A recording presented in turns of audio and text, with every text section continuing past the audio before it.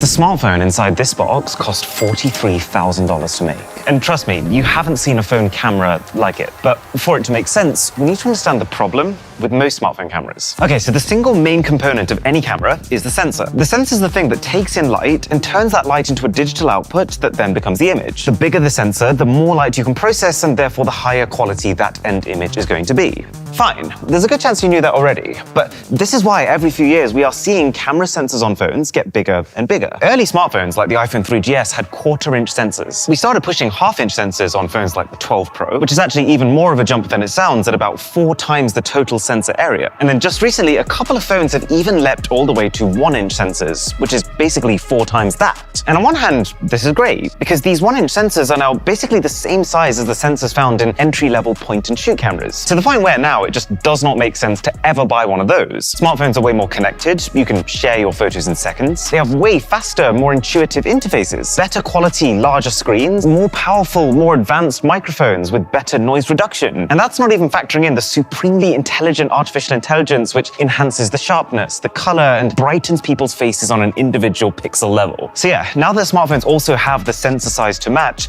it's not really a surprise that point-and-shoots have effectively fallen off the face of the planet. But there is a bit of a problem for these guys. If smartphones are to continue on this journey, to, let's say, properly take on the next tier, which would be high-end mirrorless or DSLR cameras, then their sensors would need to get many times bigger still. But they can't. You might have noticed over the last few years that it's not just that the cameras on phones are getting wider, but they're also sticking out more. And that's because the larger the sensor, the larger the lens also needs to be able to properly direct light to that whole sensor area to actually take advantage of it. And the further the distance required between that lens and the sensor sitting behind. Which means that while there'd actually be very little problem fitting a sensor twice the size of what we have now into a phone, it's just what you then have to do to the lens, that's what becomes the sticking point. I feel like I need to stress this. Very few people are going to buy a phone that they can't fit into their pocket just because the lens is too big. And that is where this new phone comes in. This is a Xiaomi 12S Ultra concept. And it's basically what happens when you say, okay, let's just forget that limitation for a second. Let's not worry about portability and let's just see what's technically possible on a smartphone. Should not be holding it like that. There's only 3 of these made in the whole world. That's why it's worth $43,000. They did not hold back with this unboxing experience. So this is the phone, this is the lens mount, and the lens. This is one dense piece of kit. So the company started with what I would say is probably already the best phone camera for photography, the Xiaomi 12S Ultra. And that phone already has a 1-inch sensor over here, but we're not going to be using that here. Xiaomi has instead removed what was previously an ultra-wide camera in the middle and replaced that with a second, special 1-inch sensor. And this is what's going to be the main camera of this new phone. And one of the special things about it is that they've made this an exposed sensor, meaning that while every single other phone camera already has a tiny little lens attached onto it, which basically fixes how the light is focused onto that sensor, Xiaomi have basically said, well, screw that. We don't want any of your flat lenses. This second main sensor is only covered by an extremely thin sheet of sapphire glass, which is just there for protection because sapphire is basically scratch-proof. And it's also raised above the other sensors, partly to improve heat dissipation, but mostly because you can't actually fit 2 1-inch sensors right next to each other there. But the point is that all of this makes this phone built from the ground up to support external thick lenses, like this one. This is a Leica M lens. It's made for full-frame professional cameras. And I guess because Xiaomi has just recently announced a partnership with Leica, they decided to build the phone to work with Leica lenses. So we get the adapter in first. They're calling this mounting mechanism the Mi mount, which, I mean, hey, at least the words aren't the other way around. So you place the lens in, give it a twist, and that is a successful mount. I've seen a lot of tech in my time. This is actually crazy.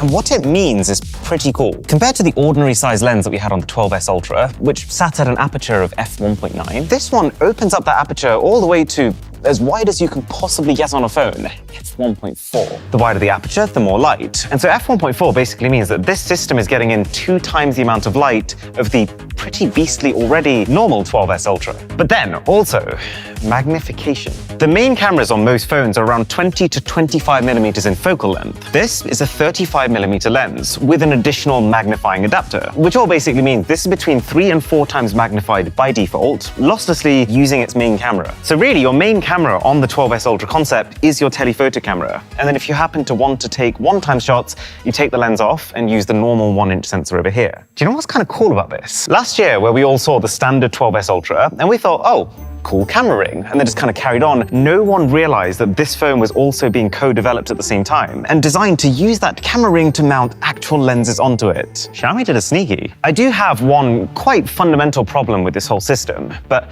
we'll get to it. I do just want to see what it can do first. Because like, Xiaomi's gone to all the effort of building a custom smartphone. You have to attach a lens that's half the size of my face. It is begging the obvious question of, how does this compare to just the iPhone in my pocket?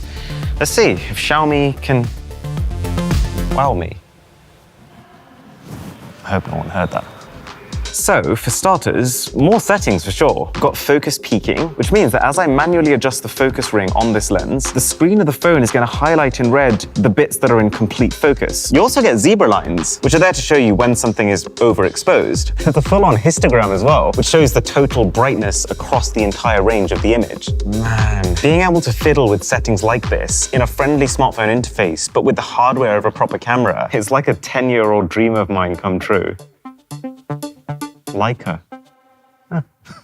So what about the quality of the photos themselves? Bear in mind, this is not a completely fair test. To keep the images like for like, I am going to have to use the 3x zoom camera on the iPhone, which is not as good as its main camera. But obviously, the difference is absolutely enormous. I started off with just some plain old shots of scenery, and you can see straight away the extra light gathering ability of this concept phone. It's not necessarily that the shots look brighter, but the extra light does mean more information as you kind of crop in to see the finer details. Interesting caveat though, because focusing at further distances requires basically a level of precision engineering that Xiaomi haven't managed to achieve here, this can only really focus on closer objects within about 20 meters. One thing that I thought would be really fun is to have a portrait mode comparison, because having a wide aperture large lens like this basically means that this is the first time ever that a smartphone can naturally achieve this DSLR-like separation between foreground and background, which is the exact effect that software-based portrait mode has been trying to simulate for the last 10 years. I mean, credit where due, the iPhone's fake portrait mode has reached a stage where, on its own,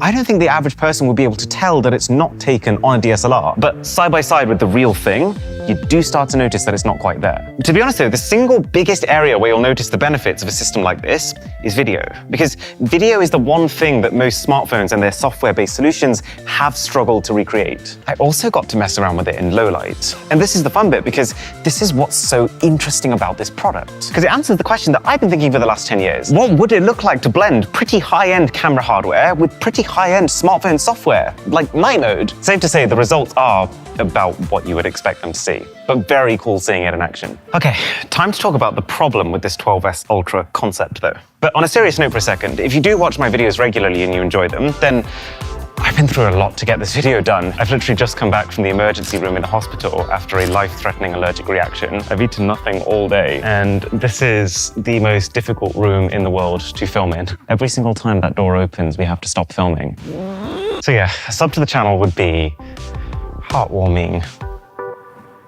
Anyways, even just putting aside the fact that this is already quite bulky, and that, to be fair, at the point where you're already carrying an external lens around with you, you are 70% of the way to just taking a proper main camera body with you too. This is also just a bit of an inefficient system. Leica M lenses are made for proper cameras with much bigger sensors than even the 1-inch one this has. So using it like this, you're still having to put up with the extra space and the weight of the lens, but you're not really getting the full perks from it. As a proof of concept though, this does definitely prove that the concept does work.